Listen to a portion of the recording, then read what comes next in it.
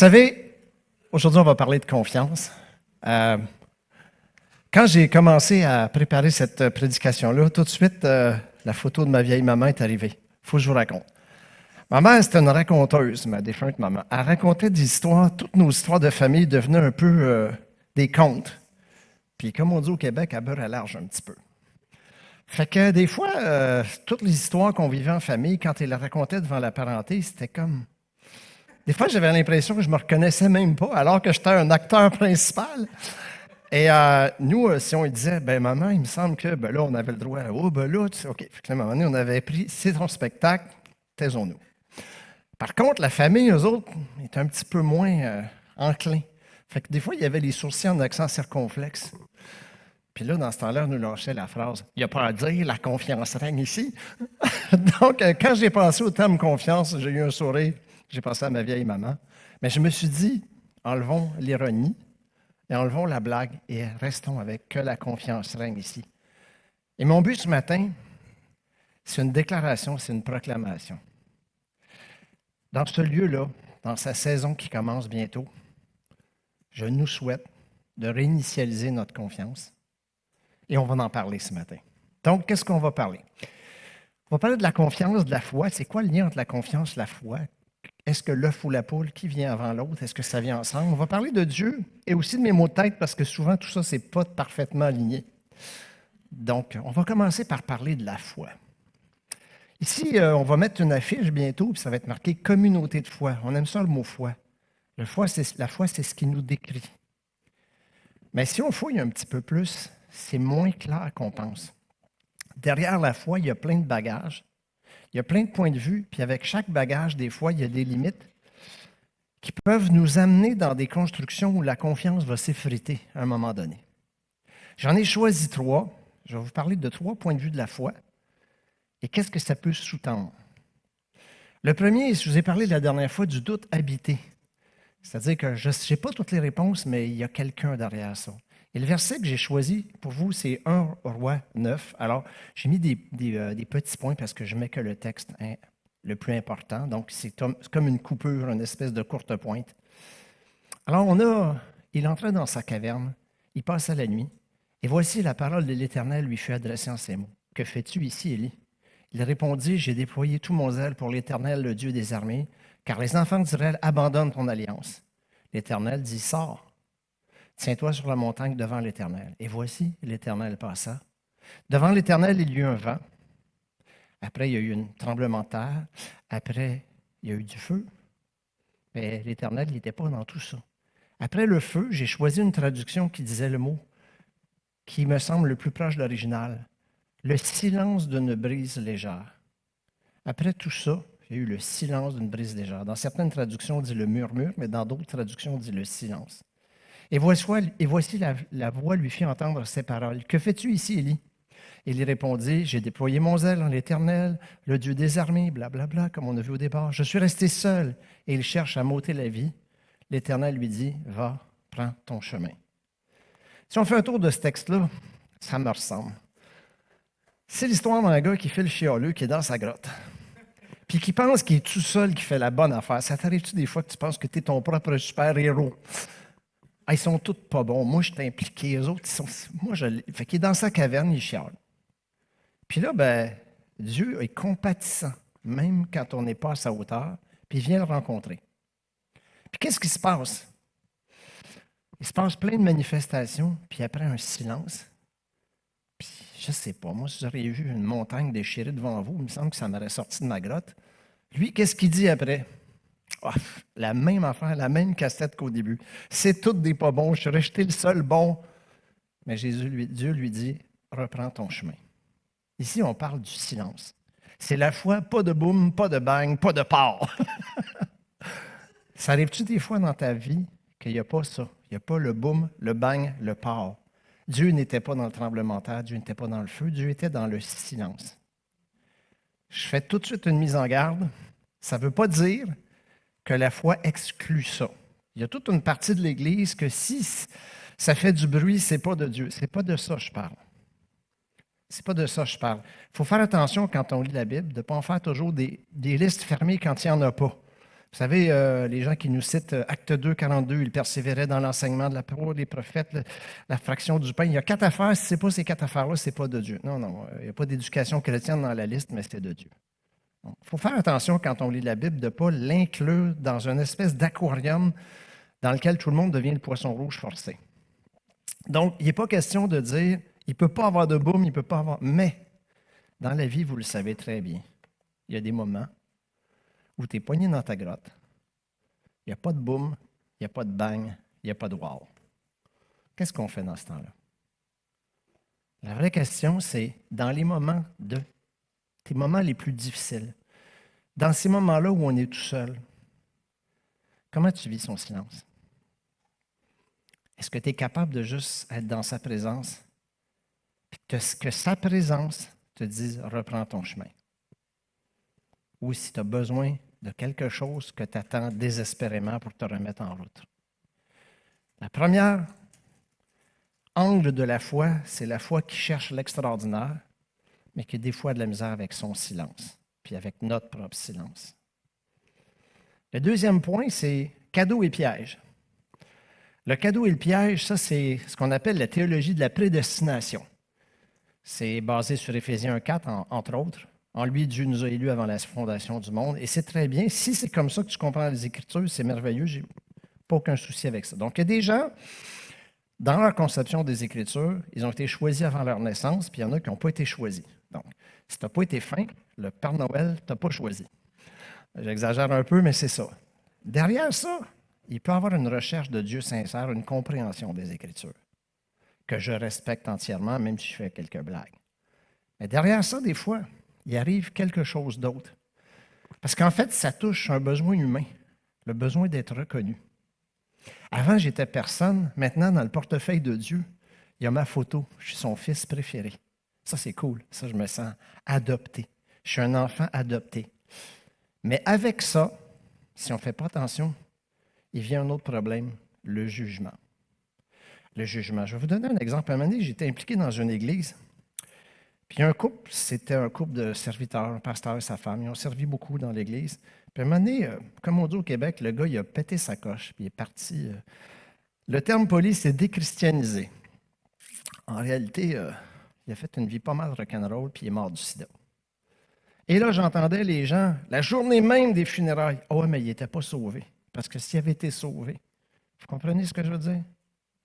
Le juge, quand ta lecture des Écritures devient un jugement pour l'autre, elle rend compte ton besoin d'être l'enfant adopté, de ne plus être un numéro dans la foule, mais d'être quelqu'un de précieux, mais en même temps, t'amène à juger l'autre. Ça, c'est un défaut qu'on a. Il y a aussi la dissimulation parce qu'on sait qu'on ne respecte pas les normes. Moi, j'ai un de mes amis qui était très, très là-dedans, puis il me disait tout le temps, « Ah, mais tu sais, Dieu a ses standards. » Ben, il ne dit pas parce que tu es le premier qui ne respecte pas. Donc, là, ça fait de la dissimulation. Quand on arrive à l'église, on met notre habit. Et là, je n'ai pas pu faire autrement qu'aller chercher une cravate rouge. Moi, j'ai grandi dans les églises, je faisais mes cours en théologie dans les années 80. Puis on était tous des petits boutonneux avec des jeans Levi's, des gazelles puis un T-shirt. Mais les gens qui venaient nous enseigner, c'était des docteurs avec des doctorats. Eux autres, ils venaient de l'Ontario. Il y avait des habits marines et des cravates rouges. La cravate rouge, c'était l'instrument de l'onction. Bon, moi, si tu aimes les cravates rouges, j'ai pas de problème. Le problème, c'est qu'on voyait des petits cégepiens puis des jeunes universitaires arriver dans nos églises pour essayer de fitter une cravate rouge avec le jeans Levi's, puis ça, c'était moins réussi. Donc, ce que je veux dire, c'est que attention que ta lecture de la parole puis ta foi ne deviennent pas une dissimulation. Tu fais semblant parce que tu sais très bien que le système ne marche pas. Puis ça provoque cette foi-là l'isolement. C'est le entre nous. Il y a les élus et les pas élus. Puis les élus, entre eux, vous savez ce qu'ils font? Quand on vit entre nous autres, ben, on transforme le fleuve d'eau vive en mer morte. Puis à un moment donné, il n'y a plus rien qui vit là-dedans. Donc, attention à cette foi des élus, nous, le peuple de Dieu, nous, les élus, nous, que Dieu est notre ami, est notre bord. Parce que derrière ça, il y a quelque chose qui est faux, que la vie peut nous rattraper, puis à un moment donné, notre confiance peut être ébranlée. Le troisième, c'est le Dieu du vide. Le Dieu du vide, ça, c'est une traduction littéraire de God of the Gaps. Je ne sais pas si vous connaissez ce que c'est, God of the Gaps. Vous savez, si on lit Job, puis on essaie de le lire littéralement, On a l'impression que c'est un théâtre de marionnettes puis qu'il y a un géant qui se promène avec le soleil puis qui fait faire sa course. Plus la connaissance de l'homme, quand on est dans cette philosophie-là, tout ce qu'on ne comprend pas, c'est Dieu. Mais à mesure que la science, la technologie, la compréhension avance, ben Dieu rapetisse. Donc, God of the Gap, c'est si je ne le comprends pas, c'est Dieu. Puis quand je le comprends, il faut que je change ma lecture des Écritures, c'est parce que je n'avais pas vraiment compris. En réalité, Dieu n'a pas besoin de se prouver. Si on peut éliminer tout ça, ben, on a une foi qui est plus pure, qui est plus sincère. Mais le God of the Gap, on l'a parmi nous. C'est un ramassis de tout ce qu'on ne comprend pas puis qu'on associe à Dieu. C'est sécurisant. Quand je ne comprends pas quelque chose, je mets ça sur les épaules de Dieu, c'est le fun. Sauf qu'il y a une tendance à dévier avec ça. C'est que ça nous oblige à diviser l'inconnu en deux. Quand on ne comprend pas quelque chose, c'est forcément de Dieu ou forcément de Satan. Là, je vais pousser ma loque. Je vais vous parler de quelque chose que j'ai vu sur des groupes de discussion dernièrement. C'était l'illustration parfaite. Un groupe de discussion sur angine de poitrine. Je suis parmi les zigolos qui trouvent ça drôle et qui écoutent ça depuis 2 ans. Bon, je me suis confessé. Et là, j'écoutais la discussion. Et puis là, ça partait dans tous les sens. Le triangle, c'est Illuminati. OK. Les masques, ça fait parler, c'est des sociétés occultes. Jésus va revenir vendredi après-midi prochain parce que là, on est proche de la fin. Puis là, à un moment donné, on allait plus loin. Il y avait une analyse sociologique sur les tensions sociales. C'était parce que la musique énervait ce monsieur-là ou ce madame-là, ça je comprends tout à fait. Donc, ça devenait un signe de notre société en décadence. OK, ça se peut que tu n'aimes pas. Tu as le droit de trouver que c'est 2 petits comiques. Je vais juste vous donner 2 cues un peu de musiciens. La musique, c'est faite avec des hauteurs de notes puis du rythme. C'est ça qu'ils veulent dire, les habits. Ce que tu as, je ne l'ai pas. Ce que j'ai, tu ne l'as pas. C'est le contraire un de l'autre. Ensemble, on fait de la musique. Puis le triangle d'une partition de jazz, ça veut dire changement. Tu as 2 petits rigolos qui ont fait de la musique puis sont habillés en papier mâché, puis c'est tout. Tu as le droit de trouver ça plate. Tu as le droit de ne pas aimer ça. Ma femme, ça l'énerve. Moi, j'ai découvert ça avant que ça soit populaire. Puis là, je l'entends trop, je ne l'écoute plus. Mais tu as le droit de trouver ça ridicule. Tu as le droit de penser ce que tu veux. Par contre, qu'est-ce qui arrive quand tu pars dans ton délire de fin du monde, d'Illuminati? Vous savez, tantôt, on chantait « Ton nom est au-dessus de tout ». Il ne faut pas prendre des niaiseries puis les mettre au niveau de Dieu. Parce que sinon, on n'est pas des représentants dignes. Je vais vous donner un exemple qui est autre que ça. J'ai une connaissance que lui est omnibulé par les chemtrails. Vous savez, ça serait censé que les avions nous lancent des produits chimiques pour contrôler la population. On dit, écoute, ma femme, elle a un ami, elle est pilote d'avion. Elle est même plus que pilote d'avion, elle est entraîneur. Elle a appris à piloter 3 avions, puis elle certifier les pilotes. J'ai un ami, son père est pilote de chasse. Il était commandant pour Air Canada, puis il était pilote d'essai pour des avions pas homologués encore. Si ces gens-là, je les amène ici, puis que toi, tu as placé les chemtrails au niveau de Jésus, est-ce que le lieu peut être saint? Est-ce qu'on peut proclamer la grandeur de Dieu quand on prend nos inconnus, nos peurs, puis on les monte au niveau de nos croyances? C'est une foi qui fait naufrage. Les amis, le Dieu du vide, c'est une idole. C'est dur ce que je dis là, mais le Dieu du vide est une idole parce qu'il prend la forme de nos incompréhensions, de nos insécurités. Ça ne parle pas de Dieu, ça parle de toi. Et le problème de la foi, c'est que si ce n'est pas enraciné sur quelque chose de solide, ça ne veut rien dire. À force de remplir les trous de tout ce qu'on ne comprend pas, finalement, c'est ta confiance qui va s'effriter parce que veux pas, la vie est plus compliquée que tu penses, puis il va arriver des choses que ça ne s'est pas passé selon ton plan à 2 cases, c'est-à-dire le connu puis l'inconnu divisé en Dieu puis Satan. Ce n'est pas toujours comme ça. L'inconnu est juste des fois inconnu. Si on résume là, je vous ai parlé de foi sans vous parler de foi.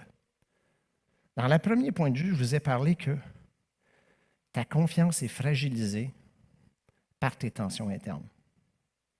Tu n'es pas capable d'être dans le silence. Quand tu as des silences, quand tu es pris dans ton pit de sable et que ça ne veut pas avancer et que les roues patinent, on ne parle pas de Dieu, là. On parle de ton stress intérieur que tu as coloré d'une façon que tu as appelée la foi.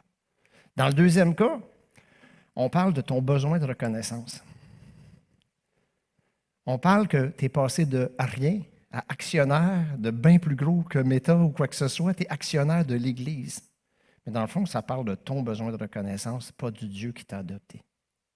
Dans le troisième point, ça parle de ton besoin de comprendre. Puis quand tu ne comprends pas, tu es stressé. Mais ça ne parle pas de Dieu. Aucune de ces foi-là, de ces expressions de foi-là, n'est enracinée dans quoi que ce soit de solide. Ce que je viens de vous résumer, c'est l'épître de Jacques. Jacques, on aime le sortir une fois de temps en temps, puis il y a un petit bout qu'on connaît par cœur, la foi sans les œuvres est une foi morte, puis on ferme ça là, puis c'est terminé, on le sortira dans 2 ans quand on va tomber dessus dans un culte. Mais dans Jacques, chapitre 1, verset 2, il dit, il faut que la patience accomplisse parfaitement son œuvre.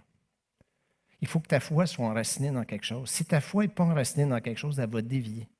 Elle va faire qu'un jour, 2 clowns en papier mâché peuvent te faire voir Satan, les Illuminati, l'Apocalypse, le retour de Jésus, tout ce que tu veux.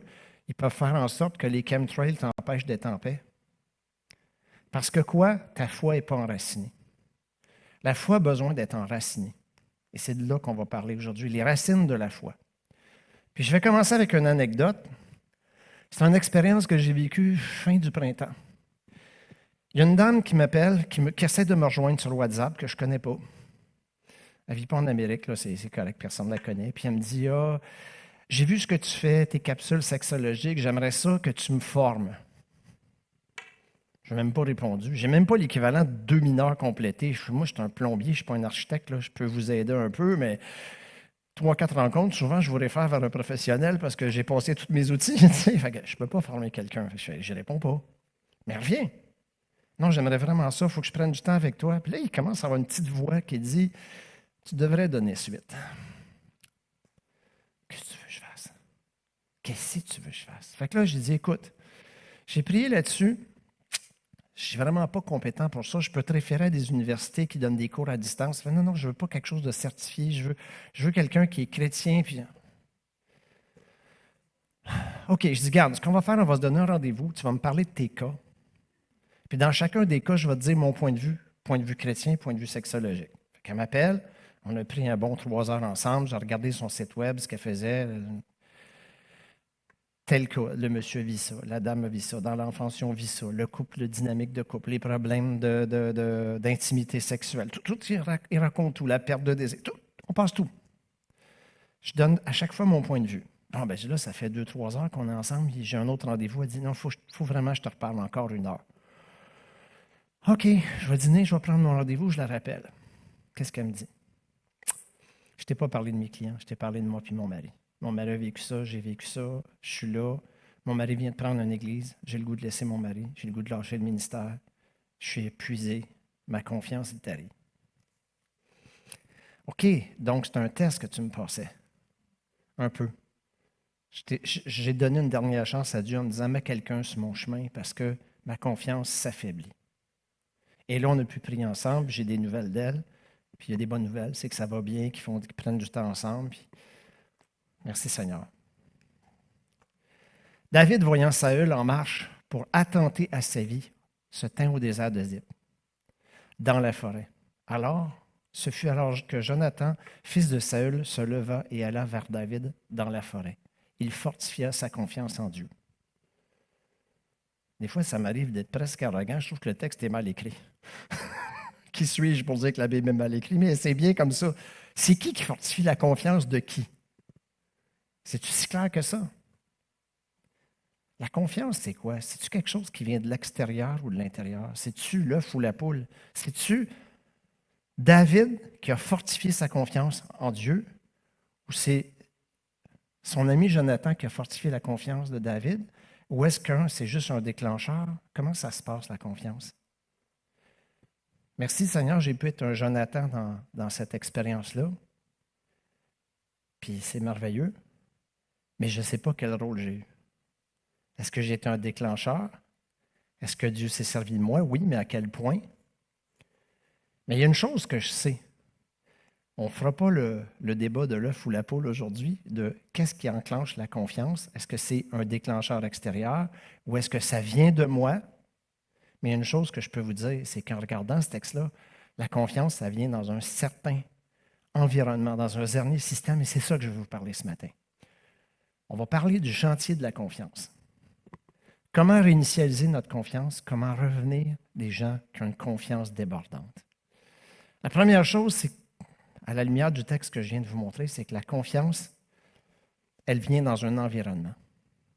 Et c'est ça qu'il faut comprendre.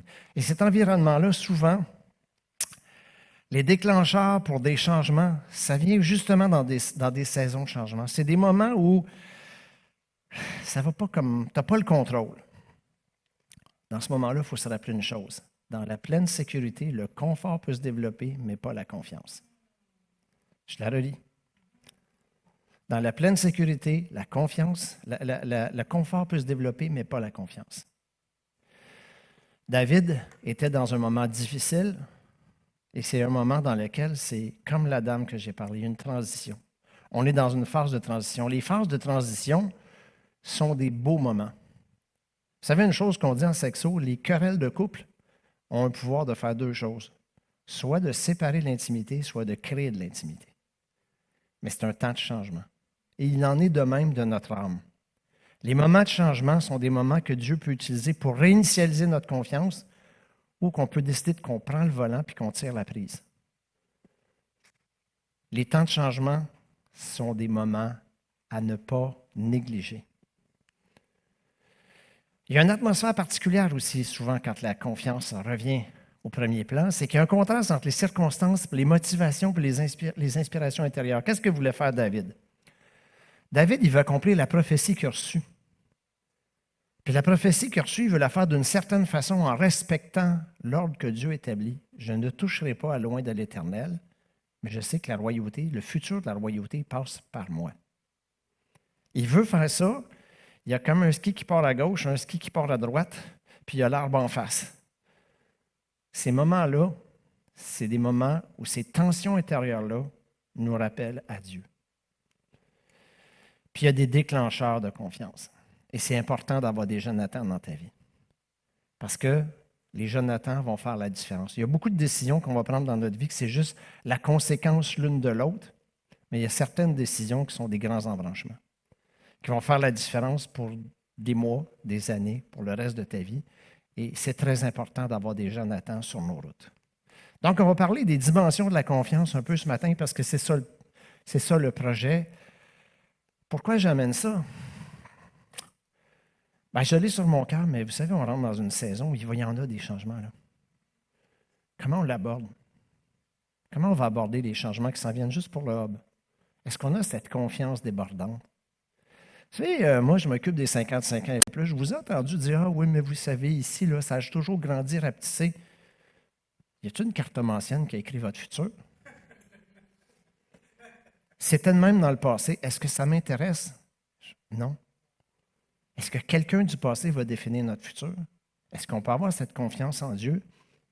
Est-ce qu'on peut avoir une confiance renouvelée qui ne dépend pas de ce que j'ai vécu dans le passé? Donc, c'est quoi les dimensions de la confiance?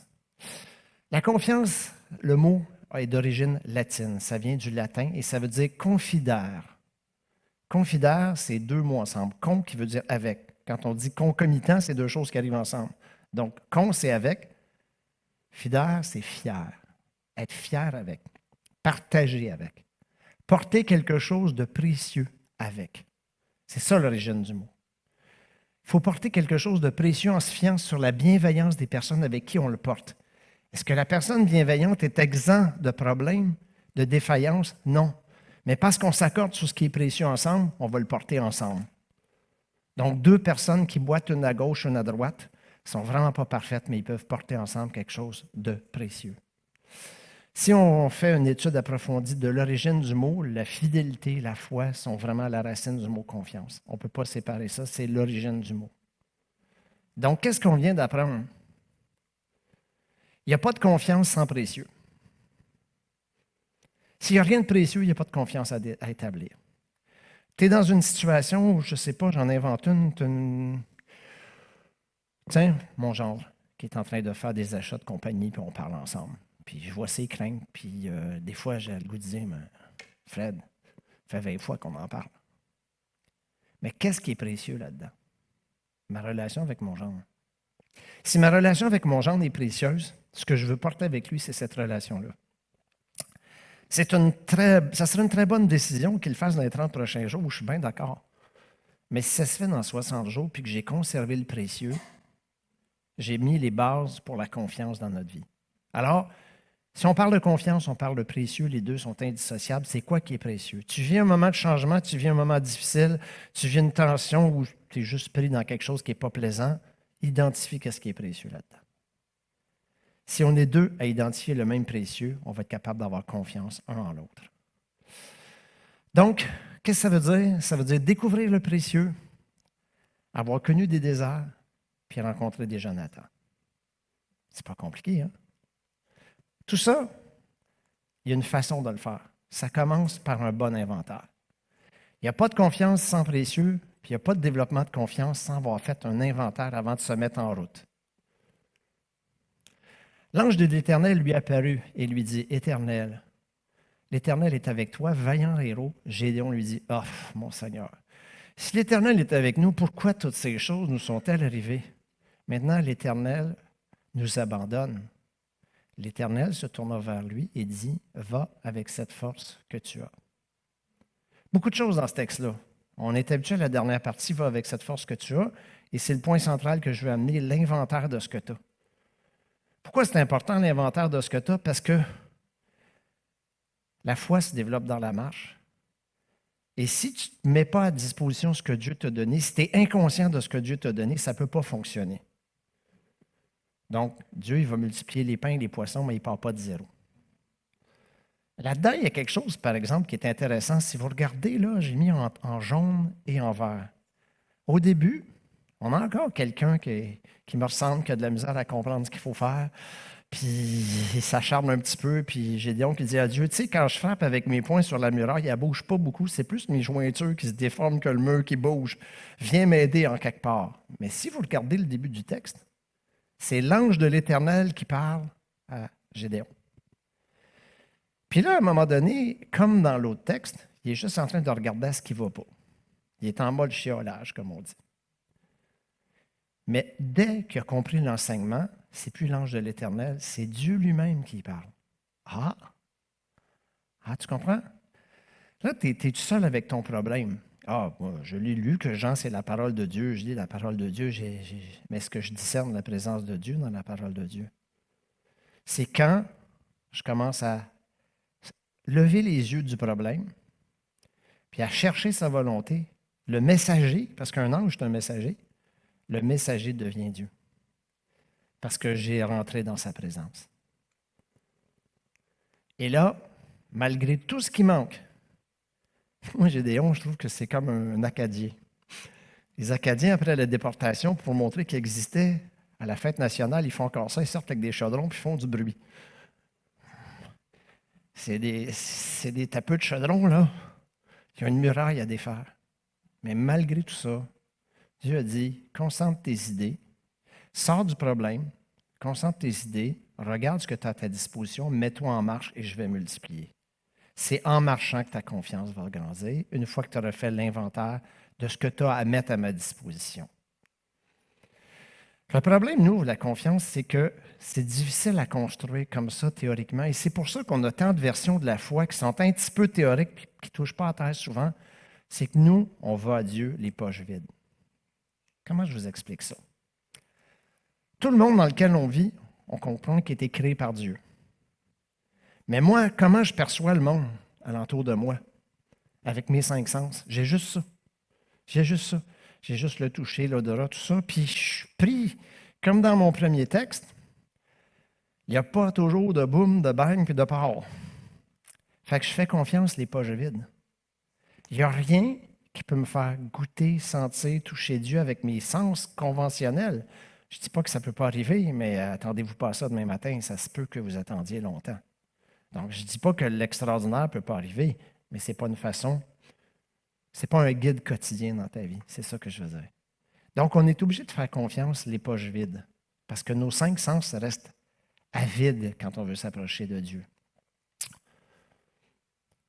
Seule la marche avec Dieu permettra d'apprendre à faire confiance en Dieu. Vous comprenez, c'est que la marche avec Dieu, c'est l'exercice de la confiance. Dans ce cas-là, ça se peut qu'il y ait des booms, des bangs puis des parts, mais ça va juste être des déclencheurs, des rappels, des moments particuliers, des moments où Dieu il veut utiliser des choses extraordinaires, c'est merveilleux. Mais si on ne marche pas, notre confiance ne peut pas se développer. Et on retourne à nos 5 sens vides, puis on s'invente des histoires. On s'invente des histoires qui ressemblent à nous.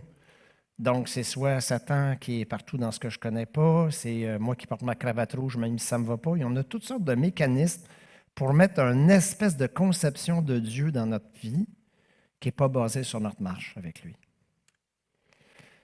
Ce qu'on apprend quand on fait l'analyse du mot confiance au détail, c'est que la confiance, c'est une paix audacieuse et aveugle. Audacieuse et aveugle. Est-ce qu'on est trop dans le confort pour être audacieux et aveugle avec Dieu? Celui qui est ferme dans ses intentions, à celui qui est ferme dans ses intentions, tu assures une paix profonde parce qu'il se confie en toi. La confiance en Dieu va mener une foi enracinée en lui, va mener une foi qui ne déviera pas. Si Dieu est au-dessus de tout nom, comme on l'a chanté, ta foi est en lui, tu marches avec lui. Et à force que tu marches avec lui, pourquoi ça marche? Vous savez, ça fait bien longtemps que je lis la Bible, que je suis des cours, que vous savez, je suis curieux, je lis beaucoup. J'ai passé par une phase de déconstruction de tout ce qu'on m'a appris. Moi. Si je l'ai eu, ma remise en question, là, ouais, mais si ça, puis si, puis ça. OK, quand on déconstruit tranquillement, on enlève plein d'affaires. Il reste quoi?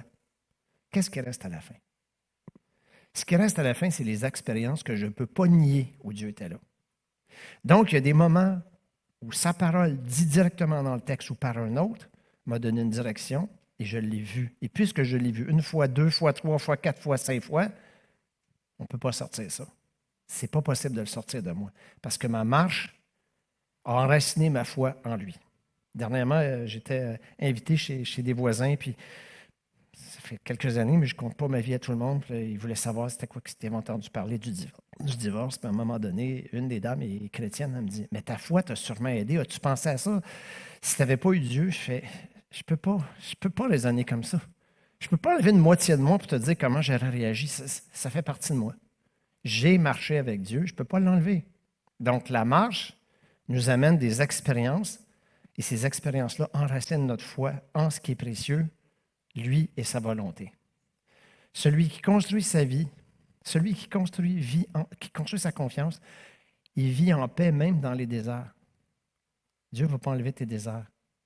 Dieu va te donner la paix dans tes déserts. Maintenant, il y a quelque chose qui est très important à comprendre. Il faut apprendre ce qu'est la persévérance sans l'entêtement.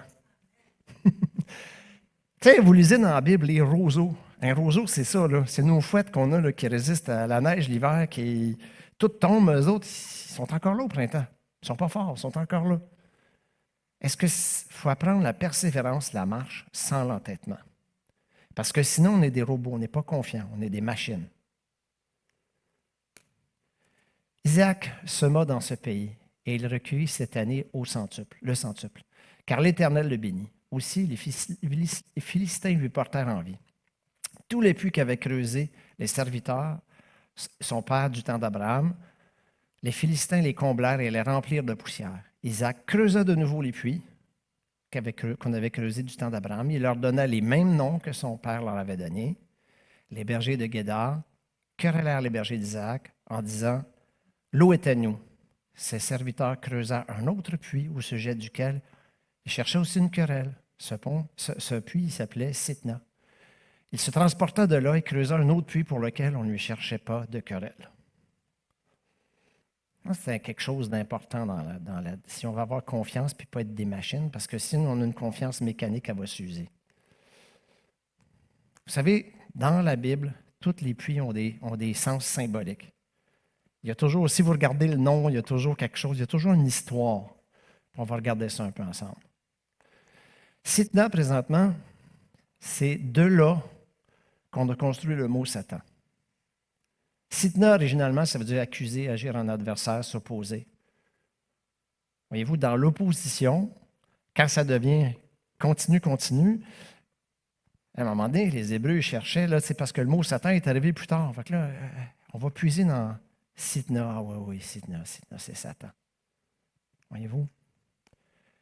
Il y a une différence entre l'opposition, l'harassement et l'attaque, mais les trois sont souvent liés. Une opposition, c'est humain, il y a des chicanes, il y a des points de vue différents, il y a des intérêts différents. Je ne vais pas mettre Satan partout. Mais à un moment donné, l'opposition devient un harassement.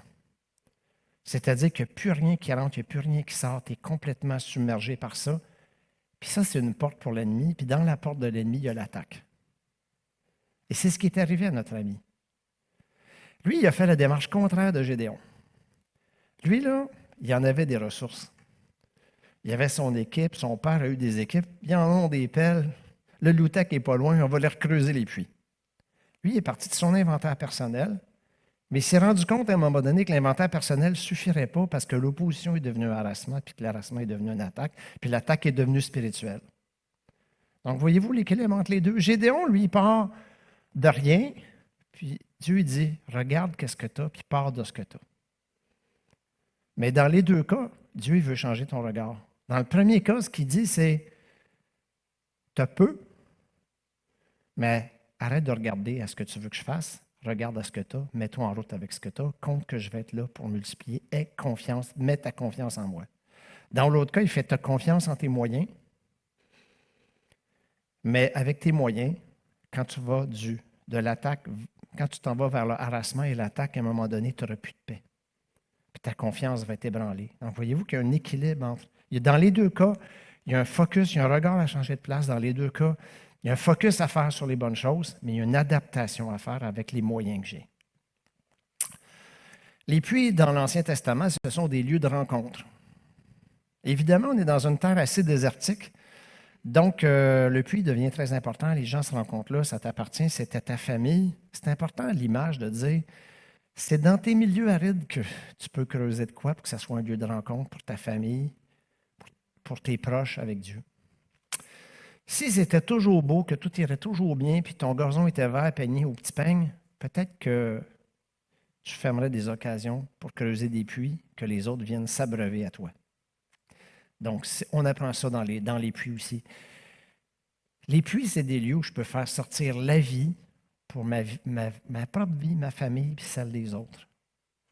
Il ne s'agit pas de creuser égoïstement. Il s'agit de penser que dans un lieu aride, je peux faire abonder la vie. Donc, il faut que je considère mes déserts, les silences de Dieu différemment. Et où la veine d'eau? Et où la veine d'eau du fleuve d'eau vive? Vous savez, des fois, le lieu de rencontre devient une dispute. Ça, on voit ça dans bien des églises. J'ai été dans des églises, j'ai eu des gros conflits, c'est ça. Fait qu'à un moment donné, tu es supposé venir à l'église pour te rencontrer, puis à un moment donné, ça devient un lieu de dispute. Mais ça peut être la même chose pour ce qui est précieux pour toi. Vous avez remarqué que quand il y a des disputes dans des églises, parce qu'il y avait deux visions de ce qui est précieux différentes. Quand il y a des disputes dans ta famille, c'est qu'il y a deux visions de ce qui est précieux différents. Et là, il faut faire la différence entre persévérer et s'entêter. Tu peux reconstruire en adoptant les mêmes noms ou creuser de nouveaux puits ailleurs. Ouais, mais moi, c'est toujours comme ça, puis j'ai des principes, puis les standards de Dieu, puis dans ma famille, on fait comme ci, puis comme ça. OK, la situation est nouvelle. Regarde en face. Ta confiance est ébranlée. Peut-être que l'opposition va devenir un harassement si tu continues. Peut-être que l'harassement va devenir une attaque si tu continues. Quand est-ce que tu décides que, OK, j'ai les ressources pour creuser, mais je vais aller creuser ailleurs. Je vais aller creuser ailleurs, là où on ne me cherche pas de dispute, parce que le précieux, c'est cette eau vive que je peux faire sortir de mon désert pour toucher les gens alentour de moi. Et c'est la saison dans laquelle on est, les amis, ça. On est dans un temps pour guérir, un temps pour construire, un temps pour fortifier notre confiance. Et c'est là qu'on est, autant individuellement que comme Église. Alors, j'ai des questions à vous poser. C'est quoi ton moment aride présentement? C'est où? Relation avec un enfant, relation avec un conjoint. Des fois, juste, ça ne va pas comme je veux. Il n'y a pas de grand drame, mais ça ne va pas comme je veux. Il est où ton moment aride présentement? Il ne faut pas venir à l'Église juste pour avoir un bon moment, pour oublier le moment aride. la vie va sortir de ton milieu aride. C'est quoi ton moment aride présentement? C'est quoi qui donne le moins de fruits? C'est pas obligé d'être j'ai eu un cancer, ma femme m'a divorcé. C'est pas obligé d'être quelque chose de dramatique. Mais il y a un lieu qui porte moins de fruits présentement dans ta vie. L'as-tu identifié? As-tu cette impression que la situation semble toujours pareille? Quand ça a l'air à se placer, il y a quelqu'un qui met de la poussière dans ton puits. Parce que, tu sais, là, on pourrait s'en aller vers ce que j'appelle l'évangile de l'extrême. Tu sais, avance-toi si tu as eu un cancer, avance-toi si tu as eu une faillite, puis là, tu vas te dire, ben moi, ma vie, elle va relativement bien, j'ai pas ce problème-là. Mais je vais te parler d'un autre problème de l'aridité, on appelle ça, savez-vous comment on appelle ça? La déception. La déception, c'est de la poussière dans ton puits. La déception, ça peut miner ta confiance, ça peut la détruire. La déception, ça peut boucher tes puits d'eau vive, puis ça peut te mettre des lunettes de soleil particulières que tout est en gris. Est-ce que la déception va venir à bout de ta confiance? Est-ce que tu as vu à quel point la déception peut t'attaquer, puis est-ce que tu as décidé de régler le problème de la déception? C'est quoi que tu veux porter avec fierté dans la situation actuelle? Dans ta situation aride, c'est quoi le précieux? C'est quoi le précieux? C'est quoi? C'est ta relation avec ton conjoint? C'est le développement de la vie de l'Église? C'est quoi? C'est quoi ton précieux? Donc, il y a ton désert, il y a ton précieux. Tu fais l'inventaire de ce qui est précieux pour toi. Est-ce que tu es capable de focusser ce qui est précieux maintenant ou dès qu'arrive une petite tension, tu pars ailleurs, puis tu te dissipes, puis tu te désorganises, comme on dit dans les CPE? Est-ce que tu es tout le temps désorganisé partout? Tu es capable de focusser sur le précieux? Premièrement, il y a le précieux dans l'Église. Le précieux, on l'a chanté ce matin. Puis dans le précieux, il y a le précieux. C'est-à-dire que dans le nom de Jésus, qui est précieux, il y a aussi ma situation qui va adresser. Le précieux dans le précieux. As-tu identifié le précieux et le précieux dans le précieux? Est-ce que tu essaies de creuser des nouveaux puits aux mêmes places qu'il y avait avant? Ou tu acceptes que la situation est différente? Il faut que tu cherches un sol qui n'est pas forcément là où il y a déjà la tourbe et le 18 trous de golf, comme Paul, j'ai pensé à toi, mais où il y a un lieu où la potentiel de vie peut sortir. Est-ce que tu es fixé sur tes vieux modèles ou tu es prête d'accepter quelque chose de nouveau, de différent que tu n'as pas été jusqu'ici? As-tu cette confiance qui te permet de creuser dans son silence? Ça se peut que tu commences à creuser puis tu ne vois pas où tu t'en vas, mais en quelque part, tu sais que tu es dans un lieu qui va être béni, mais ce n'est pas encore là. Es-tu capable de creuser dans tes lieux arides, dans son silence? Autre question, c'est qui tes Jonathan? As-tu des Jonathan? As-tu quelqu'un que tu peux contacter quand ça ne va pas, puis tu peux lui dire ce que tu sais, on appelle ça ventiler, là. Dire ce qui ne va pas bien, là, puis tu sais que tu ne seras pas jugé. Est-ce que tu as quelqu'un comme ça? Vous ne savez pas à quel point c'est important. Par temps de confort, pas tant besoin que ça. Mais quand les choses vont brasser, je ne sais pas où je serais sans quelques Jonathan dans ma vie, moi. Dans des moments difficiles, si je n'avais pas eu quelques Jonathan, alors est-ce que tu as identifié des Jonathan dans ta vie? Est-ce que tu acceptes que ton Jonathan a ses propres déserts? Ça, c'est une autre affaire. Je vous parlais de déception tantôt. Oh, moi, tu sais, c'est toujours pareil. J'ai été déçu. OK, j'ai été déçu. Tu cherches un Seigneur sauveur ou tu cherches un Jonathan? Ça se peut que le Jonathan il soit aussi direct que moi, pas plus poli que moi. Ça se peut qu'il ait une tête dure comme moi. Ça se peut. Ça se peut qu'il soit un Jonathan 15 secondes dans sa vie, puis le reste du temps, il est moyen. Est-ce que tu acceptes qu'un Jonathan peut être quelqu'un de moyen dans ta vie, que Dieu a mis là pour un temps, ou la déception fait en sorte que tu n'en cherches plus de Jonathan? Est-ce que tu es un Jonathan en dormance? Toujours à cause de la déception. Moi, ça ne m'intéresse plus ces affaires-là. Tu sais, moi, j'ai servi dans l'Église, puis j'ai été dans des milieux communautaires, puis j'ai. Mais est-ce que tu es un Jonathan en dormance? Est-ce que tu es prête aujourd'hui à laisser quelqu'un cogner dans ta maison puis te déranger? Il y a quelqu'un que je suis là présentement, ça va être un truc de 12 à 18 mois. Je suis tanné. Voulez-vous que je vous dise? Je suis tanné. Jonathan, il est fatigué. Mais je ne fermerai pas ma porte. Oui, je suis têtu. Oui, je n'ai pas toujours le meilleur exemple. Je ne suis pas toujours le meilleur comportement de tout le monde. Mais j'ai cette confiance et je ne fermerai pas ma porte. Est-ce que tu es un Jonathan en dormance? Est-ce que la déception, l'usure a ébranlé ta confiance au point que tu ne veux plus jouer ce rôle-là? Pour être un Jonathan qui sort de la dormance, il faut s'exposer. Il faut s'exposer à des endroits où on peut parler de Dieu. Ça veut dire qu'une certaine fréquentation avec ton assemblée. Ça veut dire qu'on est ouvert à se faire brasser. Puis on est ouvert à aider alors qu'on n'est pas la meilleure personne en ville pour le faire, parce que c'est le moment là.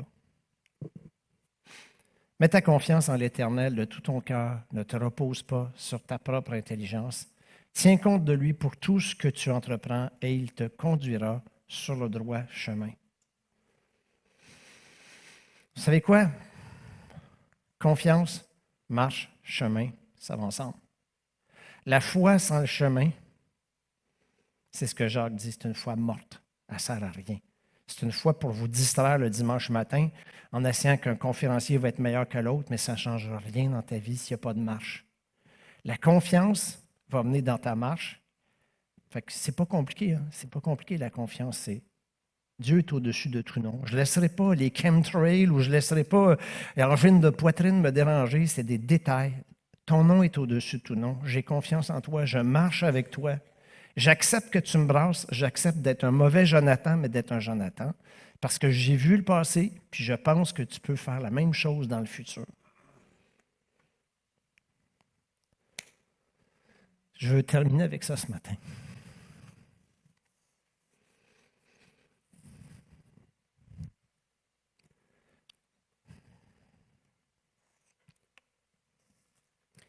Je vais faire une proclamation ce matin.